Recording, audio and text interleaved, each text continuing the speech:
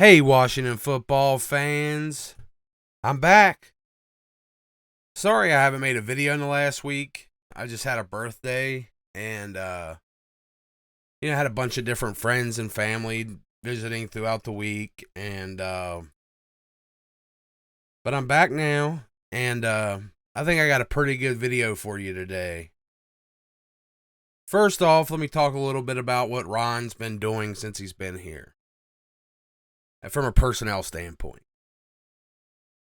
In the last two seasons, he's really taken to drafting and signing high-level athletes at all positions. And when there isn't a high-level athlete available and a spot he needs to fill, he defaults to positional fluidity. And if he can get both, that's a big win. In his first draft, he took Chase Young first. It was a no-brainer. Now, Chase Young didn't have an RAS score because he didn't test. Because why did he need to? He's a generational talent. He showed that on the field. I mean, he knew he was going to go top 5. He did so many freaky things on the field that his athleticism was unquestionable. So, we know he's a super high-level athlete. And then Ron took Antonio Gibson. 9.6 RAS score, and he fits the bill of both high-level athlete and flexibility. He was a wide receiver, and we changed him to a running back. He's got a super impressive athletic score, 4.39, 40 at 228 pounds, 230 pounds. This guy's a freaky athlete too. And then he drafted Sadiq Charles that fits both as well. I mean, he didn't do enough drills to have a RAS, but his 5.05 40 and the tape shows that he's a high-end athlete. And he's a guy that can play anywhere across the line. Except, maybe center. Maybe not. I mean, maybe he can. Who knows? Then he got Khalid Hudson, who he had great speed grades, but his score sank a bit because of his height and weight. But he has a pretty special skill set on special teams. He can block punts, has a crazy knack for it. And as far as on the defense, he's a hybrid blitzing safety linebacker. Just got tons of flexibility. And then I don't need to talk much about Cam Curl because you guys saw last season. You saw how good he did. But, I mean, he didn't test well. But what a lot of people saw in games had him interested. And John Kime was actually talking about on his show how some teams had plans of meeting him after us before the draft. But because of COVID, he couldn't fly to them. So that's how he managed to slip all the way to 7th round where we went ahead because we had already met with him. And took a shot. And then his last draft pick in his first year was James Smith-Williams. A lot of people might not realize the freak athlete he is. I mean, he's a 9.03 RAS score, 4.6 40, 28 bench reps, 10.3 broad. He's a freaky athlete too. It's the kind of people that Ron wants on this team. And then in free agency last year, he picked up Logan Thomas, who's a 9.67 RAS score guy. He picked up a lot of us kind of joke about it, but I don't think anybody realized the kind of athlete he is. Casey Toohill is a 9.51 RAS score. He's a pretty freaky athlete in his own right. Then you got Steven Montez, who's an 8.94 as a quarterback. Then you got the perfect 10 that is Samus Reyes.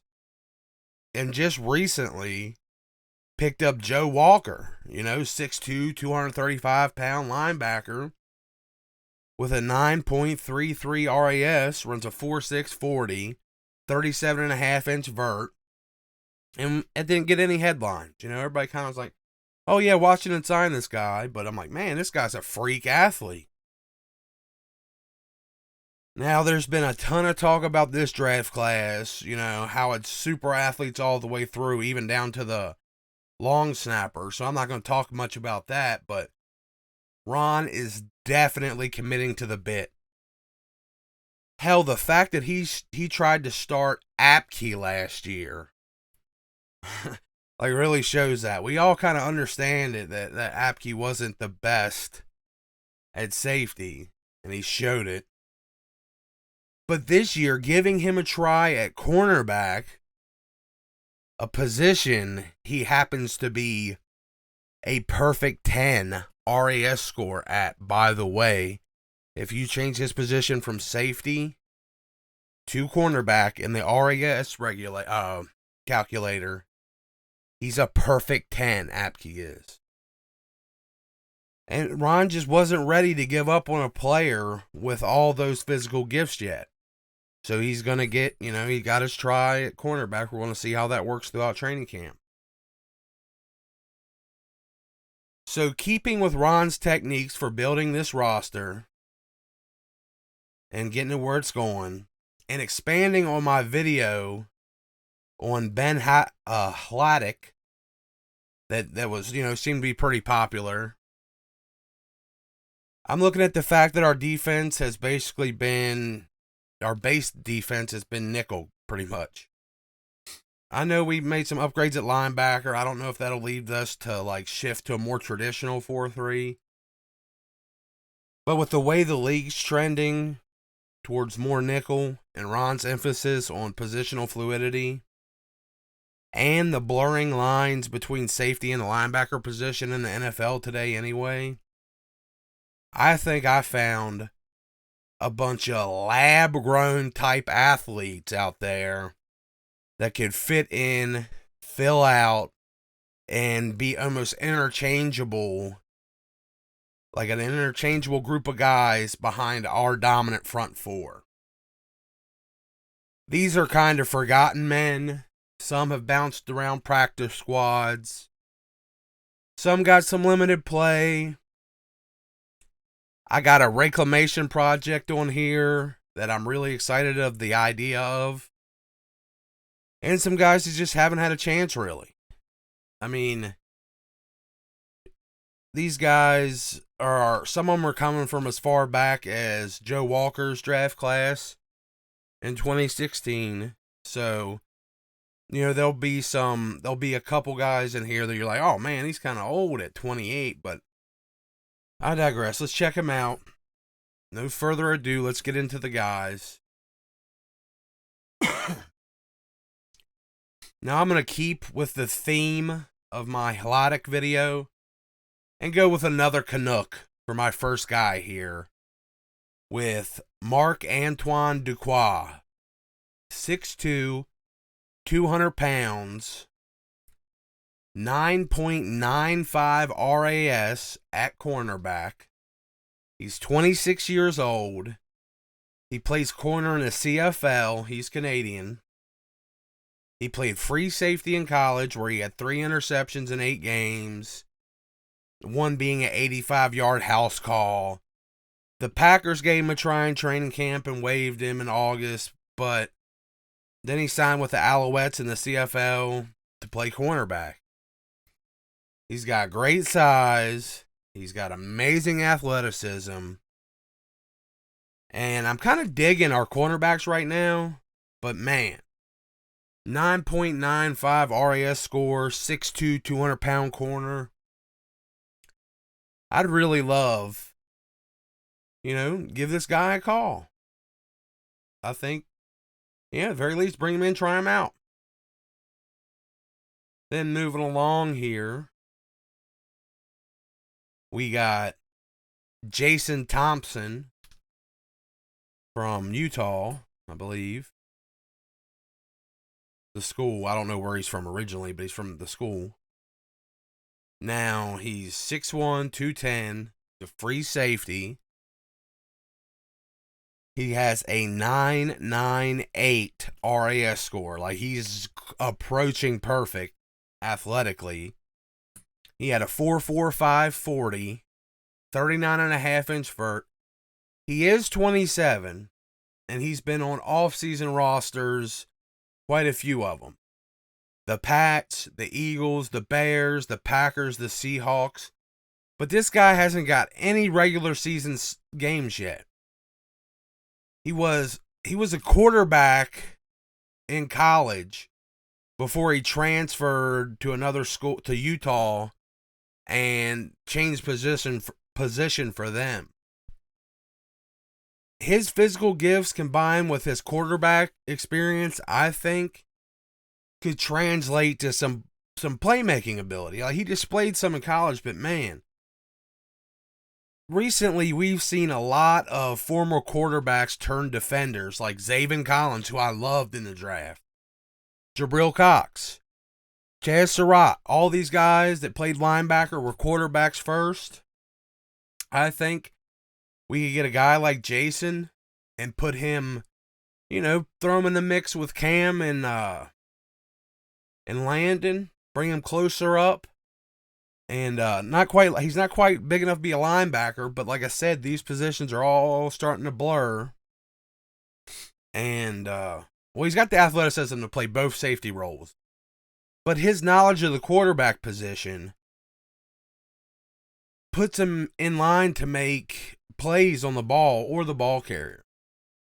27, it might be a long shot, but in a defense like ours, like, you have the ability to let athletes of this caliber have some freedom to possibly be a playmaker. And that's how I see, like, he could possibly be used.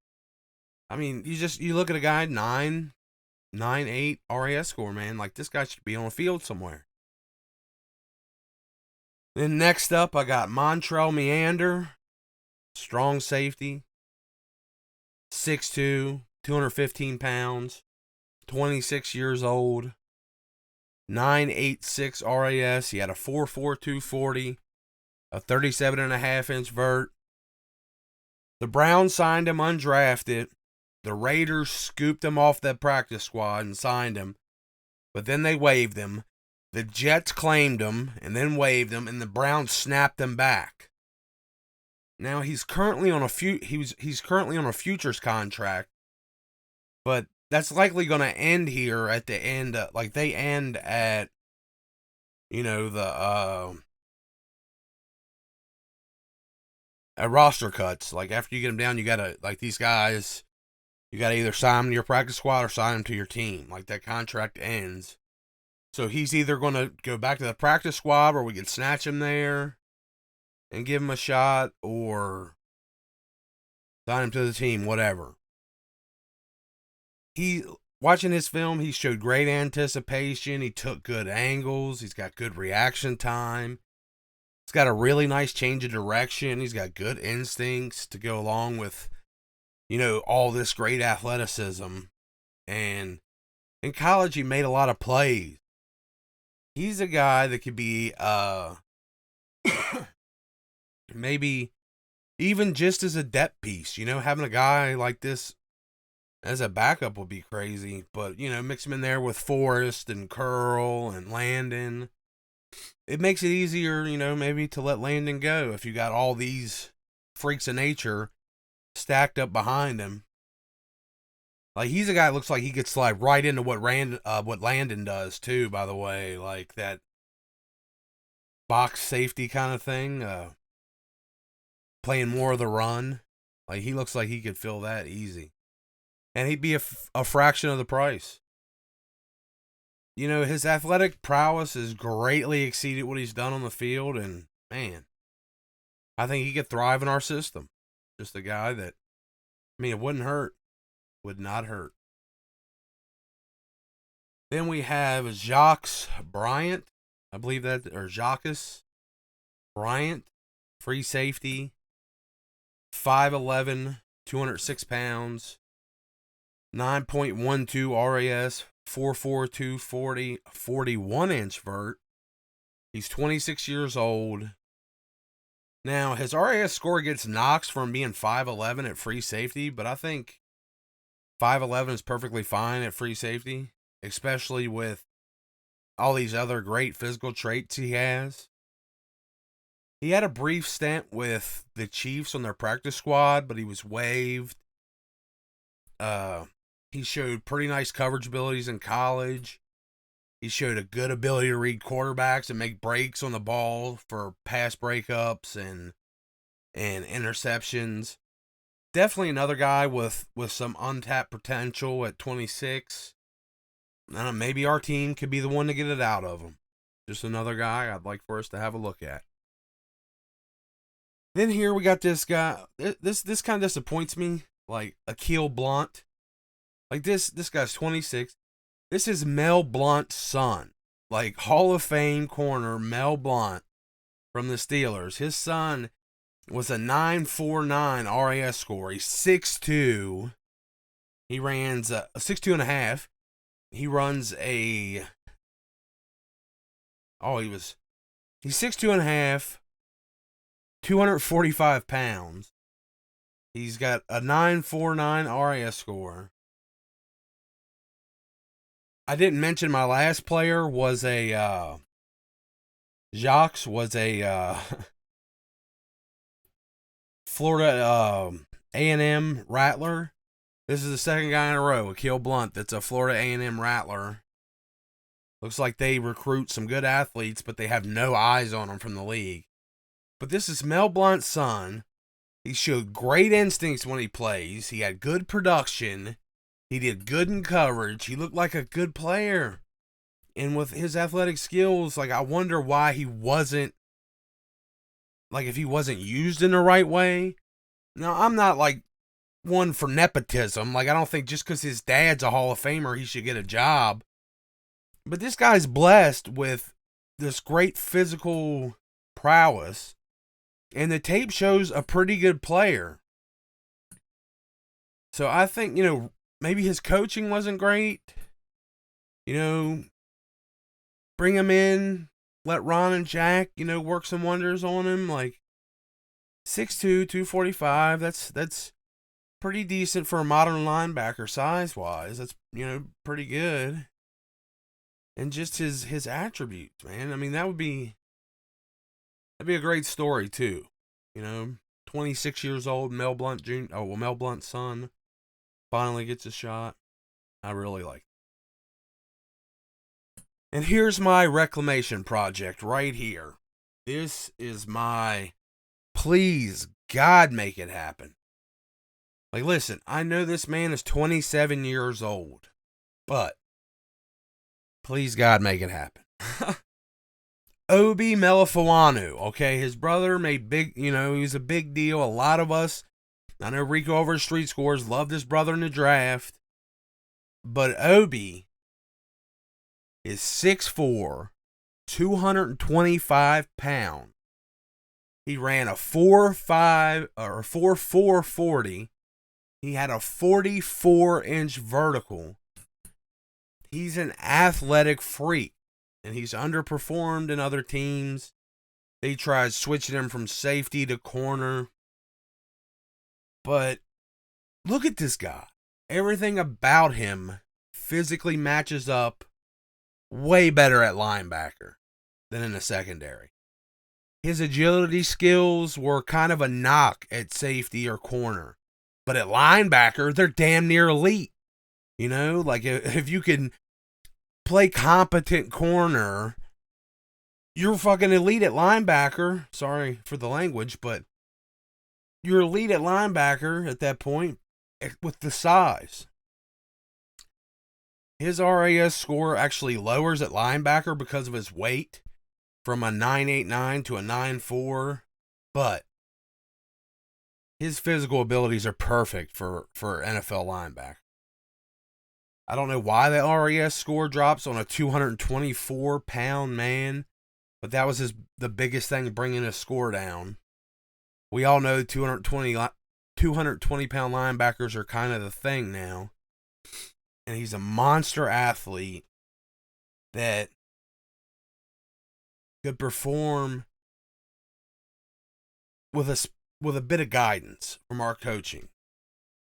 Honestly, if you look at this monster and then compare him athletically to our first round pick, Jamin Davis, like take a look at their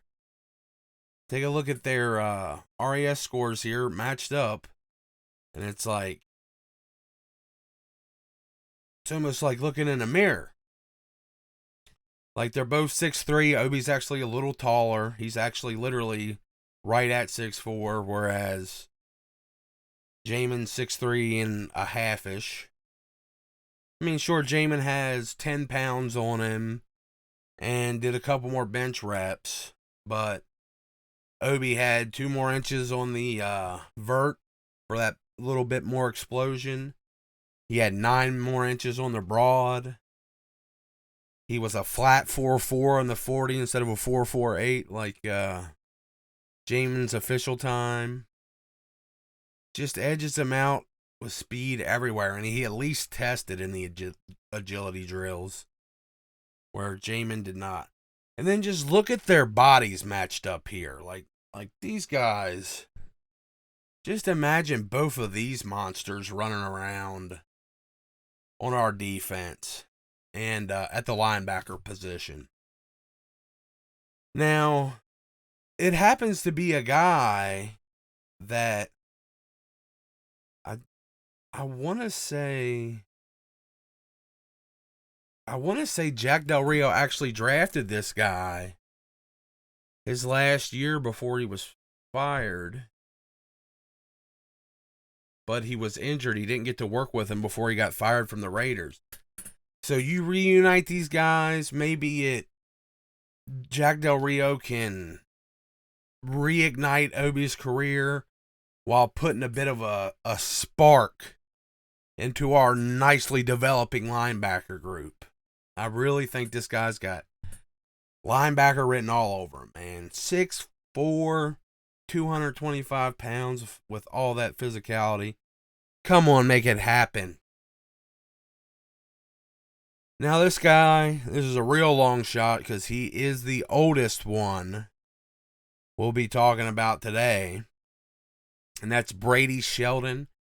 He's 28 years old. He's another guy that Jack signed. This guy is a hitter, okay? He's 6'5". He was only 220 pounds when he was drafted. I imagine he's quite a bit bigger now. He ran a 4.5 240 at that size, 37 vert, and a 9.18 RAS score. He's a hell of an athlete. Now he's been kicking around since Jack signed him undrafted, and that was in his last season in Oakland. Jack's last season, he signed this guy. Didn't get really to develop him. So 6'5", 235 now, actually, I'm seeing. And he previously played with the Jets on the practice squad. His contract expired. Well, now his contract's expired. But this guy, man, I've seen some of his footage with the Packers, and he's a hitter, too. Like, I really love the pop his hits have. And he's got all the speed and athleticism to do everything on the field. Just reunite this guy with Jack and watch it happen. And I don't know why this guy hasn't had any regular season snaps. Like, Brady, he had great preseason showings. Like, when he was with the Packers in week 4 of the preseason, like week 4 of the preseason, that's when you see the most of the starters because they're, they get the most snaps. The starters get the most snaps in week 4 because you're working them up to the season. And he was the highest graded player on defense by PFF with a 89.8.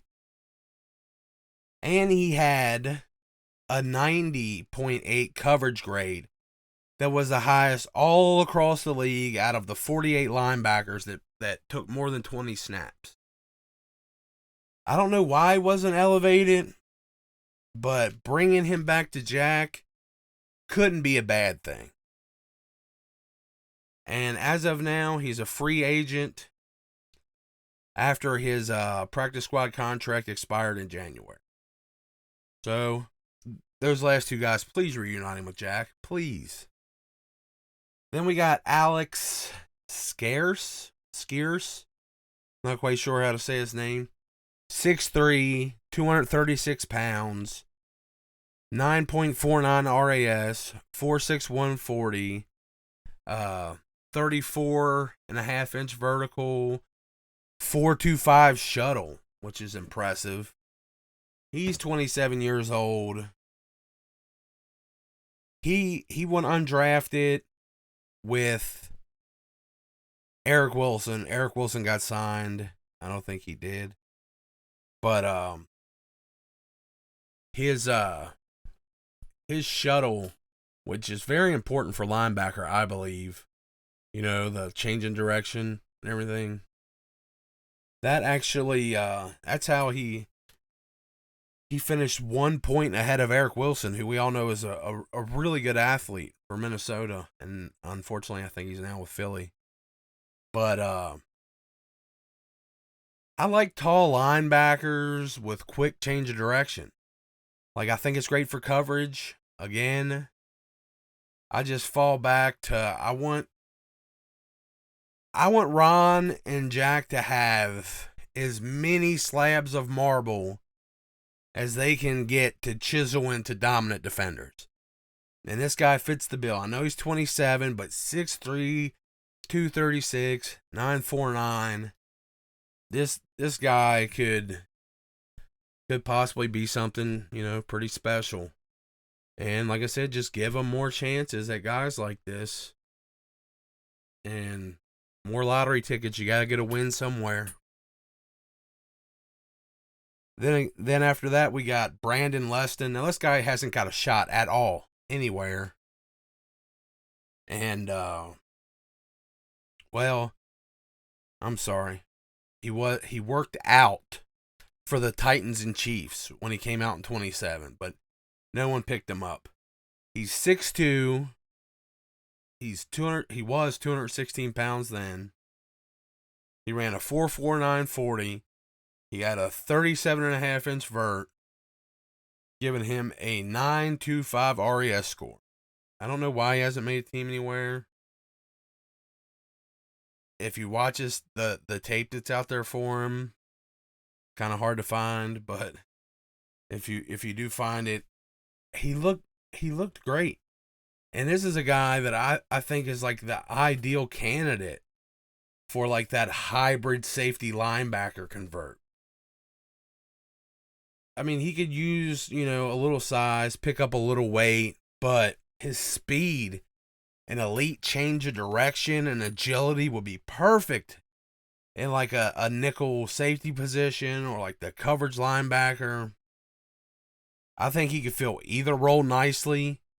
And he also has a bit of a knack as a playmaker if you watch some stuff.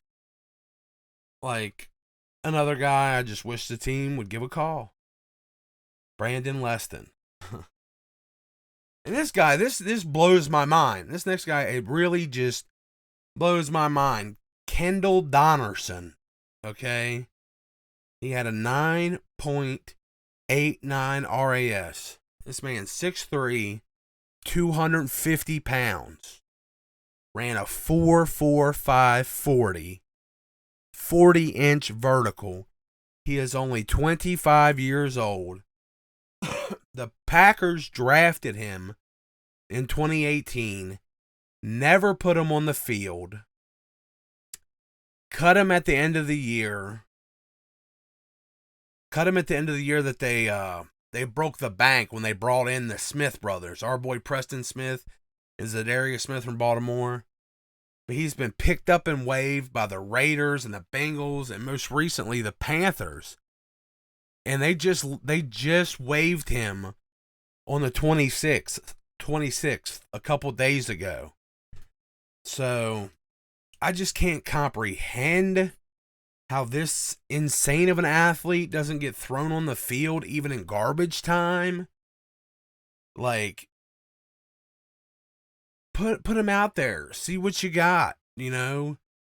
But looking at his RES score, we have a little low bench, so maybe he lacks some strength, because he kind of looks pretty svelte for his size. Like, he's got a slender build here, and maybe he doesn't have a bit of bend or something, but he's blazing fast for his size, and he's got pretty insane explosion. His agility numbers aren't as impressive as, you know, our boy Shaka Tony, who I think should make that he is. I mean, he's being tried at linebacker now. But maybe this guy, Donnerson, because of all this high-end speed, maybe he can make a transition to stand-up linebacker. Maybe shed a couple pounds from 250, you know, down to 240 at 6'3", and maybe he could be a good stand-up linebacker. I don't know. But damn, like, this man, he's worth a try. It's just nuts that this guy hasn't seen a field yet. And as of today, he's completely free and clear to be signed right to a practice squad even. Hell, maybe even Chase and Montez could help him figure out the end position, if that's where you want to keep him. But, man, just look at it. 6'3", 250, 4'4", 540. Like, there's not a lot of guys like that in the world. Period. So put that guy on the practice squad, check him out. Then here we are to Matthew Thomas. 957 RAS score. 6'3", 230 pounds, 4'5", 840. Like I said, only 25 years old. He's a linebacker. So, 6'3", 230-pound linebacker. That's a good athlete. And the Ravens and the Steelers couldn't make it work. I know what you're thinking. No thanks, right? But those guys both run that hybrid 3-4 type of defense, or they did at the time when they had him. And the Ravens, at least, don't seem to have any patience or attachment for linebackers, period. They're willing to just churn through them, you know, like Kleenex. They don't give a shit. Like, you either are doing exactly what they want you to do, or they don't have time for you. They're going to find another freak of nature, and they're going to put him in there. And the Steelers, who signed him undrafted, dressed him for 10 games and only played him in 4 snaps. The 4 snaps that he played, he got 4 tackles. And one of those snaps, he was targeted in coverage and allowed only 1 yard after the catch. I mean, that's not bad. Another confusing situation, man. I just don't understand. Like, 4 snaps, 4 tackles. Hey, let's give this guy some more snaps. Nope. Let's let him go. As far as I can tell, he's in the CFL right now, under contract with the Rough Riders.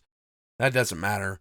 Anybody in the NFL calls you up when you're in the CFL, you'll run right down here. So, 6'3", 230-pound linebacker with a 957 RAS. They don't grow on trees. He failed a drug test after a shoulder surgery when he was a freshman, and he was suspended for 6 games, and then he was academically ineligible, but he finished out college with 2 solid years of production with no trouble from Florida State. So I don't think that's something that's haunted him, but I don't think it's a discipline thing. I think he's just a dude that needs a shot. And I think that he just hasn't had a shot in a system that he fits in. And Ron and Jack can definitely fill that out for him. Sorry, I'm a little rusty today. We come on to. I even messaged this guy. I hadn't got a response yet. Trying to get the pronunciation of his name. But Chinadu Aparaku. Chinadu Aparaku. I know I butchered that. But anyway, this is a local guy from PG County. Everybody wants to talk trash out there. And Washington football fans, you know, saying that these guys from Virginia here aren't really local, and these guys from Maryland there aren't local. This is a PG County dude. He's for sure local. He's got a 9.02 RAS score. He ran a 4.54 40. He had a 39-inch vert, 6'2", 225 pounds, and he's a gifted athlete. His RAS actually took a huge knock because of his weight, because he had such low weight. But, I mean, that's the modern NFL. 225-pound linebackers are all good. He's actually closer to 230 now. Last year, he played edge rusher in Spring League, which is like a place for players that didn't get drafted or are trying to develop to get into the league. He's a 6'2", 230 or 25 pound edge rusher. Like, that's crazy. And he was getting home too. And in college though, he displayed nice coverage skills. He currently just signed with the CFL, and I think it would be awesome to bring a physically gifted local guy home to play. I think those are the guys that always care the most and give it their all. Look at Chase, look at Allen. Sadly, Moses gave it his all when he was here. They all bust their asses here. And maybe a guy like that, you know, can make the team. At least we give Julie Donaldson something to talk about that's not, you know, ridiculously lame. So, you know, give her like a heartwarming story to talk about while trying out a freaky athlete. And last off here, honestly, I know his career hasn't been great so far, but I just want to say, I want Terrell Edmonds to come home. They didn't pick up his 5th-year option. Man, this dude is a 6'4", 214-pound safety with a 9.89 RAS score. Y'all just ain't using him right or something. Let us get that back. You know, in free agency, he's going to be a free agent next year. So that's not like a this year thing. But bring that man home. You know, he played at Virginia Tech. He's from the area. He's been here his whole life. Y'all don't know how to use him anyway. Give him back. So these were my super athletes that still have the untapped potential. And for one of the only times, like, in my life, like, I actually trust our coaching staff to get that potential out of these guys. Let me know what you think down below. Are these guys just, they're unemployed for a reason? Or have they just been in the wrong situation? Like, let me know if you think they're worth a look. And hey, so far, I've been blessed with a lot of views starting out. Been doing this just over a month now, and I've got a ton of views, and I'm so thankful for that. But my watch to subscription rate is kind of awful. Like, only 10% of people that have watched my videos have subscribed. So if you could, it would mean the world. Please sub to the channel. so I can actually maybe be able to justify spending more time with it than I already do. But I love you guys. I love bringing, Washington football team content. Thanks for watching. I love you. Peace.